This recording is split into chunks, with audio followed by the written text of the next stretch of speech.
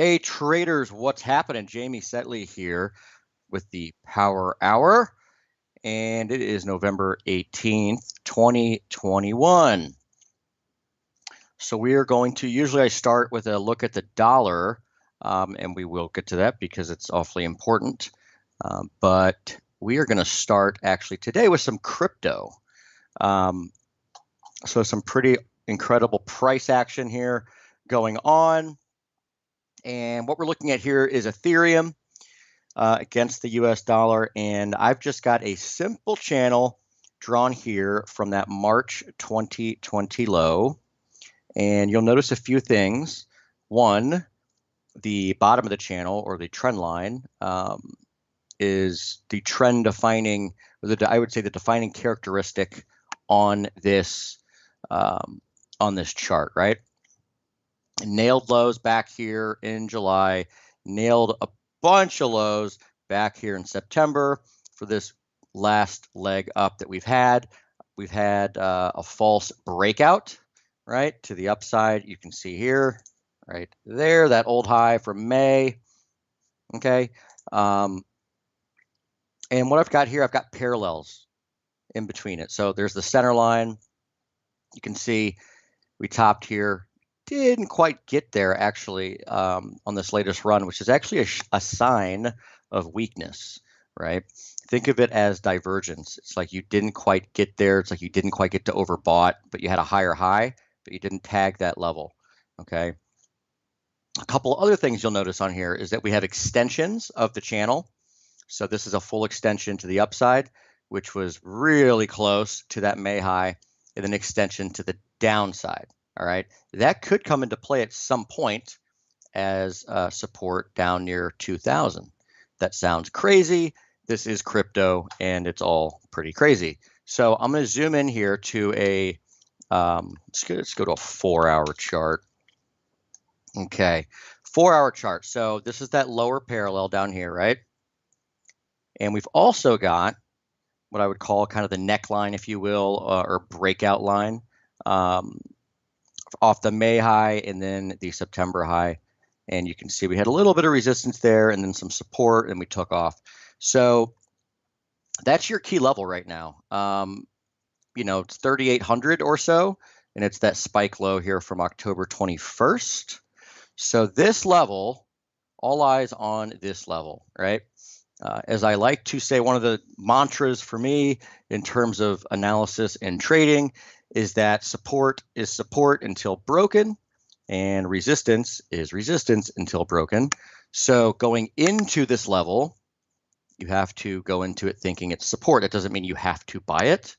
It's just kind of the way that I like to think about markets in general. So if we were to bounce from here, you'd be looking for resistance back near this 4,380. It's called 4,400 plus or minus like $50 or something like that, right?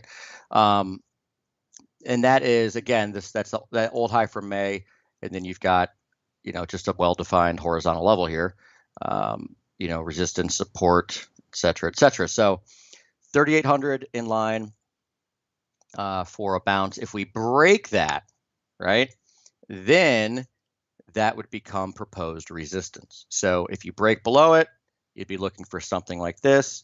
I love this little tool here that they've got on TradingView, the little path. So let's say, if we break it, okay, then you'd be looking for resistance back there and then take a short off of that. That's how I would approach it, okay? The alternative scenario, or an alternative scenario, would be you bounce, come back, and then watch for resistance back here to take it lower.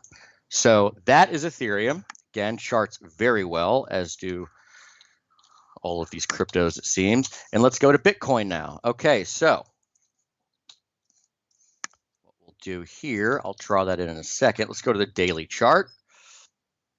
Here's the trend line for March 2020. The trend is not as strong as Ethereum has been, right? We actually broke this already. We broke it back in June. And here too, we have a false breakout above that April high, right? So as we were coming in here, last week, was looking for maybe a top up here on this line. Again, we didn't get there, just as mentioned with Ethereum. It's a sign of weakness. And sure enough, we've broken down. Let's go to the hourly or a 4-hour chart. I actually had orders into short up here at 62,290. Unfortunately, it was not hit. Again, this will shows exactly how I like to look at things. So the channel from this low back here in July, what's great about it is it's the exact same angle as that trend line from the March 2020 low. You can see that's the red line, right? And it's the same exact angle. So what we had was a break and just a super well-defined center line. You can see how that was support on a couple spikes down here, October, and here in late October. So once we broke it, that gave me the all clear to be a bear and trade from the short side.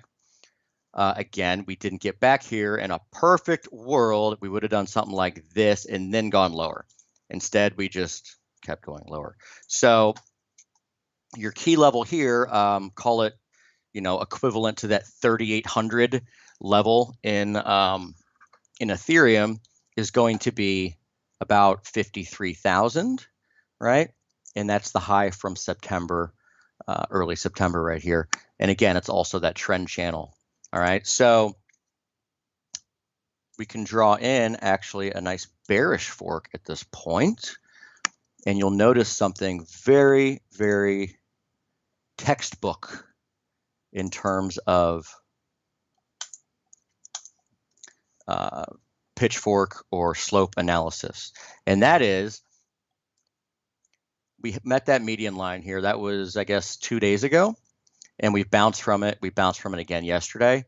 Well, we are, as I'm speaking, we are breaking below it. Okay, so let's go to even shorter term hourly chart. So what you want to look for here now, again, support. I say it all the time. If you've watched these webinars, you probably know what I'm going to say, and that is former support, right, tends to become resistance, and vice versa. Not true only on, say, a horizontal basis, but also true on an angle, right? Which would be trend lines, right? How many times do you see it? We actually saw it again with this long-term trend line here, right? Go back to that daily chart. That was former support, right? It then became resistance, albeit on a higher and higher plane, but it was resistance multiple times. And as we go into this hourly chart, we can see something similar on a shorter term basis. So the center line, which was support, can actually look for it to provide resistance now, and that's going to be near 58,000. So this could happen during this webinar. And the downside focus, again, is that 53,000. If we break that, then we have an even longer term level in play. This is a very long-term channel. Goes back to, I think, 2012 or something. But that center line right here, which you can see we've had reactions off of it, that's going to be your next trading level. And it does line up pretty well. Some spike lows, highs, and all that stuff from earlier in the year, near 43,000. So again, near-term focus in cryptos and maybe longer-term focus for that matter is lower, but pay attention to that 53,000 or so in Bitcoin and that 3,800 in Ethereum.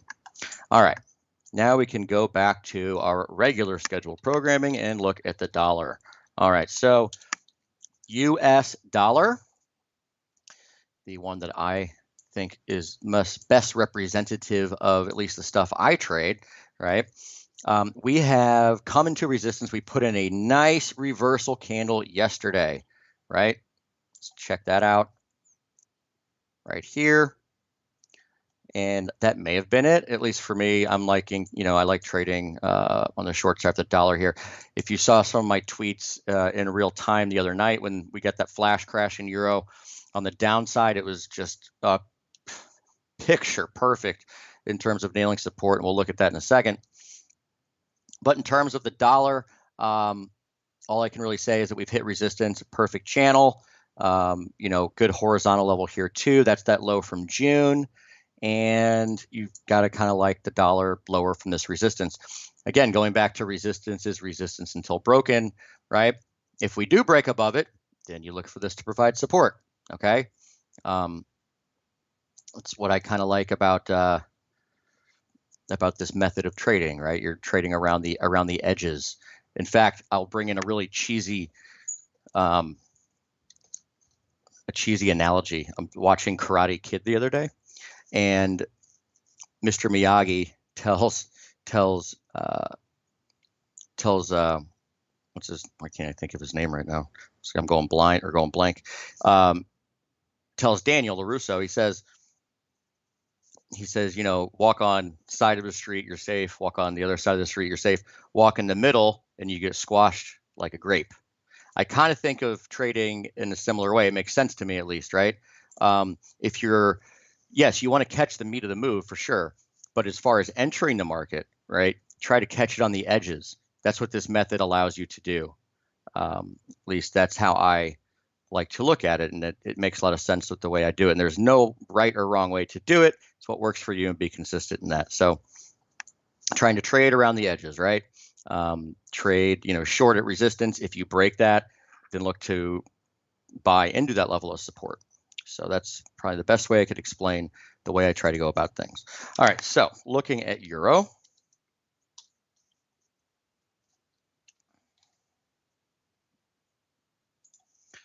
All right, so look at that beauty.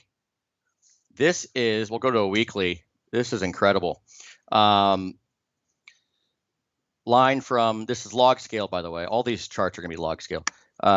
May 2014 high, I remember that day well, as well as high from February 2018. I also remember that day well. Fast forward, and guess what? Last year, that line, you can see right here, was precise support, was it not? Yes, it was. Guess what? We nailed it. I wrote in my piece the other day that that line was 1265 for support. It's also bolstered here by that fib 618 from the low, and we nailed it. And especially whatever it is with FX, you know, illiquid hours, Asia, you get these flash crashes in Asia, and most of the time, it pays to kind of fade those. Albeit when you're at a huge level, kind of helps. So yeah, got to be a bull here for euro, in my opinion. Okay, so I'll leave it at that. Leave it there. Dollar Swiss. We talked last week, I think, about dollar Swiss, and I said how it was the tell, right? It was the tell for this dollar rally from support down here. And I still am not sure what the hell's going on, bigger picture with the dollar, if we just put in some sort of a top, or if that's just a minor top before we try to go higher. And I will pay attention to dollar Swiss in that regard, because one, you've got the trend line back here from 2019. We haven't resolved anything yet, right? If we take out that level, then that would be awfully dollar bullish, right? We did just reverse from well-defined resistance. You can see the red line on that close from that September 30th day, the high day. That is what we call daily reversal resistance. And you can see we reversed very near that level yesterday, and we are now fading pretty hard. So I will be keeping a close eye on probably the 618 level of 91.80, which is pretty darn close to this spike low here on the 15th. So that's a level to keep in mind on the downside for dollar Swiss. Maybe give us some clues as to whether or not, you know, the dollar pullback is just that, or if we are actually topping for real. So again, good barriers here to kind of, you know, make a general, you know, red light, green light on the dollar, bigger picture. If we break up through here, looks dollar bullish, break down below this well-defined channel line, which is, call it the 2021 channel or trend line, that would be dollar bearish. All right. Okay, going to British pound. I don't have very good, wrote yesterday about cable being a near-term bull, and not really based on anything that has to do with the price pattern here on spot necessarily. One, if you do pull back the next several days, I'd look at that 34, 25 to 50 level or so as support. Near term though, 130. This is just pure levels right here. Like I don't, it's not like dollar Swiss or euro dollar for that matter. We have very well defined longer term trend lines and fibs and stuff. But 136 looks like a near term magnet, if you will, right? Low from August. You can see the support here earlier this month, and it was resistance, of course, I guess about a week ago. And that's where I'm looking towards, right? In terms of trading this, you want to trade from the long side, based on everything I just said, in my opinion. But, would rather probably get a dip down here. We've also got a high volume level, I think around 32.45. So that's in line with what I was thinking anyway. And you can see here, just throw that up, right? Spike, that's 34.50, excuse me. So that's a good spot, I think, to focus on. The main reason that I had looked at the long side was actually, I think it was last week, or maybe it was Sunday, I don't know. Everything's blending together these days, but was this. This is big. This is a volume weighted average price in British pound from the March 2020 low, and we nailed it, right? We nailed it and reversed higher that day. That was the 12th. That was Friday. Pound's kind of been leading. So based on that alone, cable, is constructive in my opinion. So, and again, near term looking at 136, and then who knows? You got to get a little more price information here. Pattern wise, again, it's not exceptionally clear to me. It is possible, I guess. One possibility could be something like, this is an A wave down, and then a B wave, and then you've got 1, 2, 3, 4, 5 in a diagonal. It's really sloppy and really ugly. So I wouldn't necessarily hang my hat on that one, but it's certainly a possibility. But yeah, if you clear 136, then your level here is probably going to be,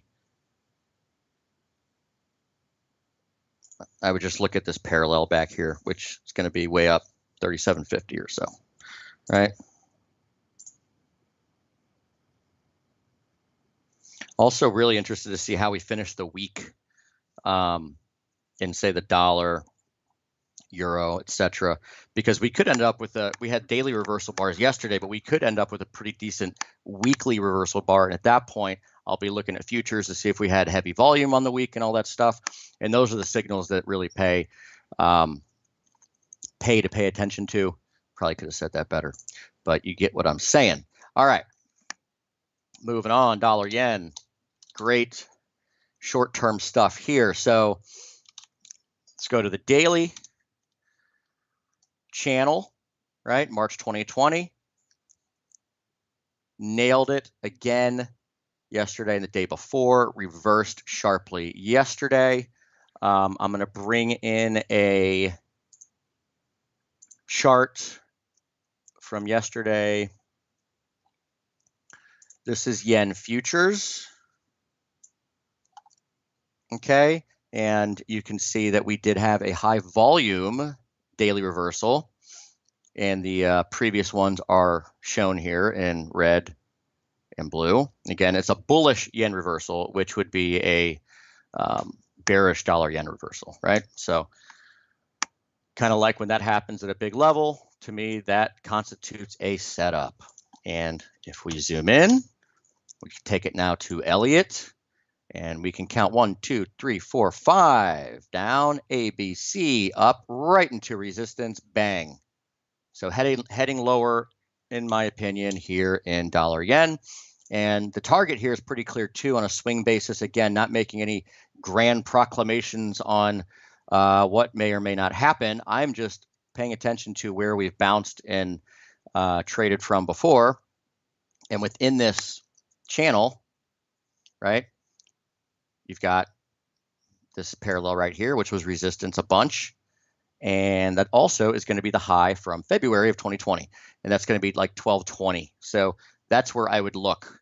So even at this point at 1419, upside risk against the highs like 80 pips. Downside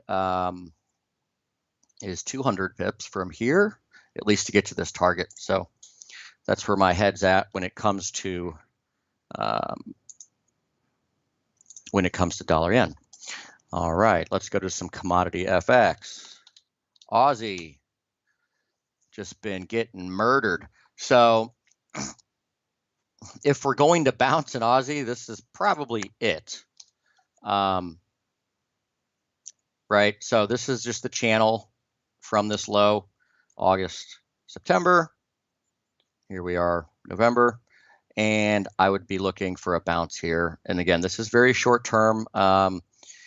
In terms of where I would be cautious on Aussie, be probably back near 73.70, 73.80. This channel that goes back to the Feb high, and again, here's another example of extensions. We have a half extension here, nailed to low. But the center line here, which was precise resistance a couple times, that would be where I'd be looking at resistance. And, you start getting over that, then maybe there's something interesting on the upside, but I will reserve judgment until we get up into that spot. For now, I'm just going to leave it like this. I'm going to say that we're at support, be looking for a bounce. That's it. I'm not even trading this. I think there's better things to do out there, notably euro, yen, and even pound. But, you're at support. So again, thinking bounce. Kiwi, can't get the bigger picture out of my mind. This neckline, which we held a bunch, could be bigger picture bullish. This could be a much bigger base. On the near-term picture, it's a little different than Aussie because we haven't reached that lower channel level yet.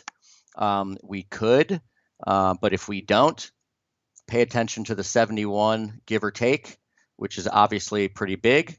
You can see it's been big since January. Oh, by the way, we opened the year at 70.92, so no wonder it's a big level. It's been support resistance all year.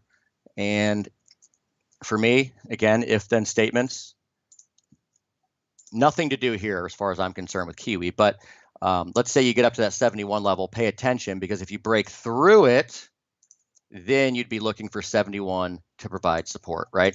So 71 is your pivot, if you will. Call it your bull bear dividing line. That's how I'm looking at New Zealand dollar. All right, dollar CAD hit a great spot today.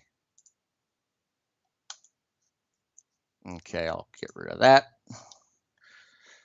Bang, right on the button right there, 26.47. In fact, I think it's the exact high from October 6th. Yes, it is. It's been a level before. It was back in March as well. So you could come off here some. Again, commodity currencies, I'm not all that enamored with trading them on the long side at this point. That, so dollar CAD short, Aussie long, Kiwi long, not yet for me. And you can see that if you look at the crosses, like Euro CAD, for example. So we're at resistance here, and I'm thinking pullback here, right? But I'd much rather, hitch my wagon right now to something like Euro or even yen. But if I look at like Euro CAD, for example, right? This is a very bullish look to me, right? You can see that we took out that February 2020 low, and we are reversing hard. You can see that trend line. We were reversing. If I go to a weekly chart, are we putting in a weekly reversal? Yes, we are. Again, tomorrow is the last day of the week, so let's see what we look like tomorrow. But that is one bullish looking wick to me, and it should be to you as well. So I would be looking higher, not only in euro dollar, but euro commodity FX as well. You know, this final, I thought maybe we had bottomed back here, but we needed, I guess, one more little stinger, right, before we reversed higher. And we had a reversal yesterday in the upside in this. So it's not just euro against US, it's euro against commodity FX as well, which is awfully interesting. And I like that, because what's the narrative right now? The narrative is like inflation out the wazoo, you know, benefit commodity prices, blah, blah, blah, you know, or commodity prices, I should say, are a, you know, a result or a, you know, of that, or a symptom of that higher inflation, is where you see it in the markets. And I would, you know, say that this chart suggests the opposite, that maybe we're about to actually go the other way, and probably not a lot of thought, you know, on that direction. And I kind of like that. It seems like an unpopular opinion, and it's not being contrarian to be contrarian, right? The technical evidence is there, right? Reversing after taking out multi-year lows, and putting in a solid, you know, weekly candle at a level. I like that. It's a good setup. All right, moving on.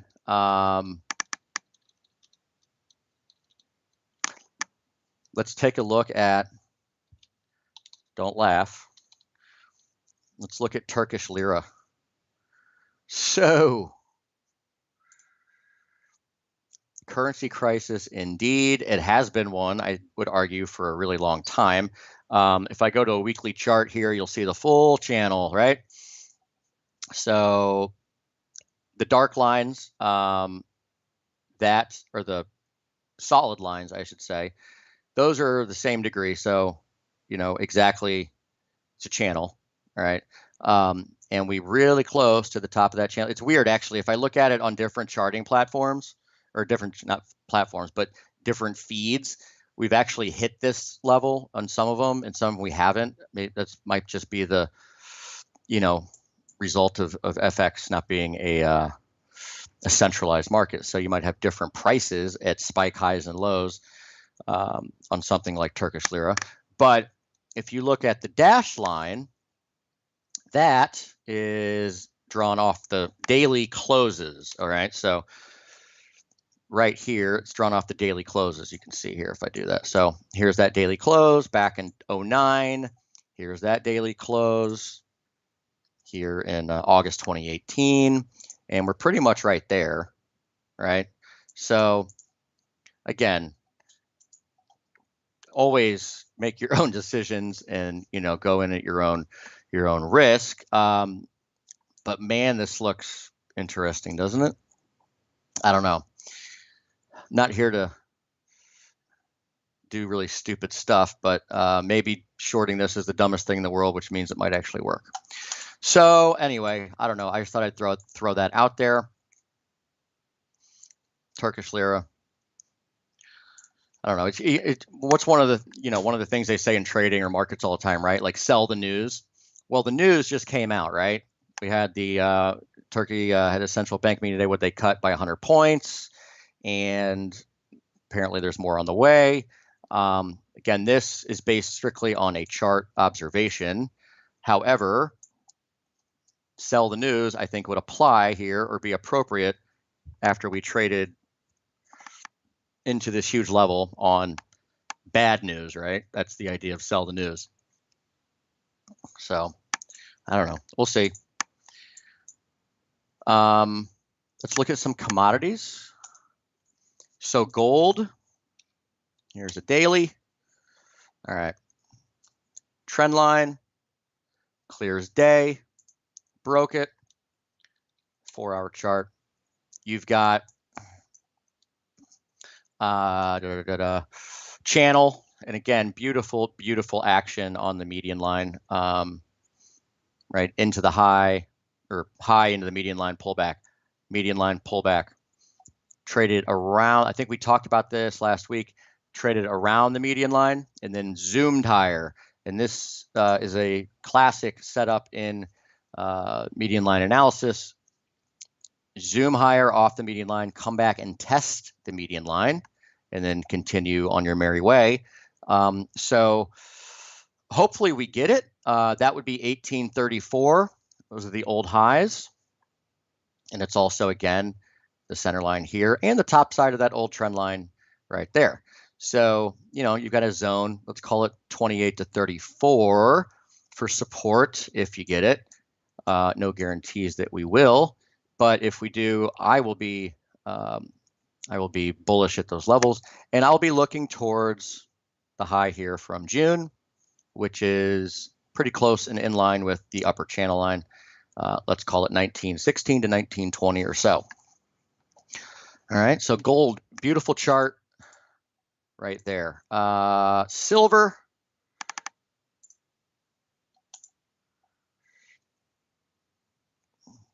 Frankly, silver looks like it could go higher now. I'm not messing with silver. There are times when silver looks clearer and times when gold looks clearer. Gold looks a lot clearer right now. So, you know, gun to my head, if I had to choose which metal to trade at this moment in time, it would be gold because it's clearer. You know, just for argument's sake, let's say that we do get that that pullback in gold to 18, 30, give or take, you're likely to see silver pull back too, right? So if that happens, maybe you get that low down here, the trend line, which would be, 24 and change. But unless that happens, I'm not really paying much attention to silver. All right. So hold on for a second here.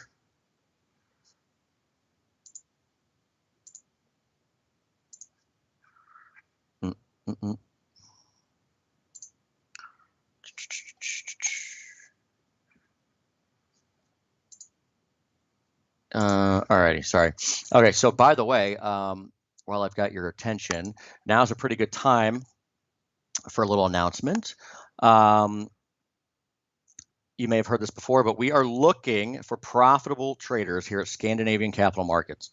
Okay, we've launched a new version of our prop trading program. So if that's something that interests you, listen up.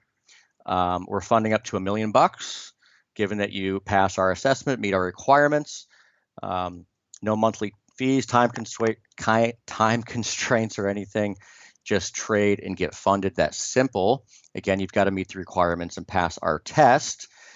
So again, check it out if this interests you, if you are profitable, if you think you've got what it takes, the skills, the work ethic, and all of that, then check it out and start your pathway to becoming a money manager. So if that interests you, please go to scandinavianmarkets.com/getfunded. Again, that's scandinavianmarkets.com/getfunded. Okay. So do that if you are willing and able to put in the time and the work to trade profitably and get funded. Again, up to $1 million. Okay. All right. So moving on, I have gone through just about everything I wanted to. I think we looked at crypto today. We have not looked at equities or anything. And frankly, there's not much for me to look at right now. I made a comment on Twitter yesterday, actually, noting that we're getting pretty big volatility bursts, right? Upticks in volatility in FX, in bonds. Obviously, commodities have been fairly volatile for a while. However, equities are really quiet. I think we just hit multi-year lows in the VIX. We're just kind of pinned towards all-time highs. That will change. I don't know when, but typically equity, my experience is that equities are kind of the last to know in terms of volatility, especially. So, it's not to say that this other volatility filters into equities. Maybe it does. I don't know exactly how it works. I'm not going to pretend to know. Or it's just that the equity space is not as smart. I don't know. Whatever it is. Equity vol tends to lag and uptick after. So once we start getting some moves in equities and some things worth talking about, I will talk about it. I guess won't hurt to bring up a few quick charts to show you something that I may be looking at. So Here are Nasdaq Futures. So pay attention to the channel, right? This is a channel. It's clear as day from March. And you can see it was resistance here in September for that high. Went down to the channel and up we went. And the upper channel is like 16,760 or something like that. So I would, kind of draw this in on your own chart and pay attention to it, because if you get there and we respond to it, maybe you've got a short idea there. I don't know. From an Elliott perspective, you've got a pretty clean pattern here. 1, 2, 3, 4, 5, right? So that would make sense as well. In terms of the S&P, a couple things to pay attention to here as well. Very simple, off the highs here, right? May high, September high. That's going to be about 47.75. Okay. So that would be the next level I would pay attention to in the S&P. That Nasdaq chart, though, is really clear. It's a thing of beauty. So I'd pay attention to that one. One last thing. I did forget to look at crude oil, which we should. It's a great chart. We should look at that right now. Okay, so we have broken down a bit, right, from those highs, $85 down to 76 earlier today. The gas tank thanks you, right? We did bounce from this high. Okay, but the really big level to pay attention to, I think we looked at this last week, but worth looking at it again. Again, log scale.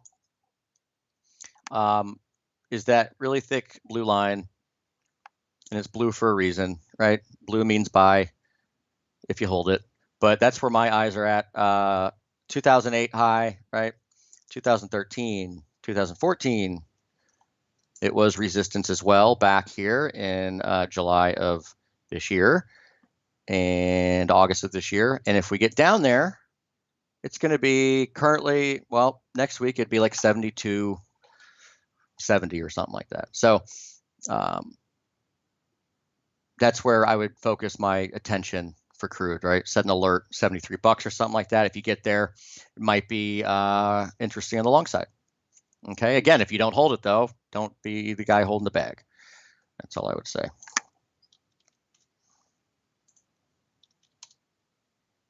All right.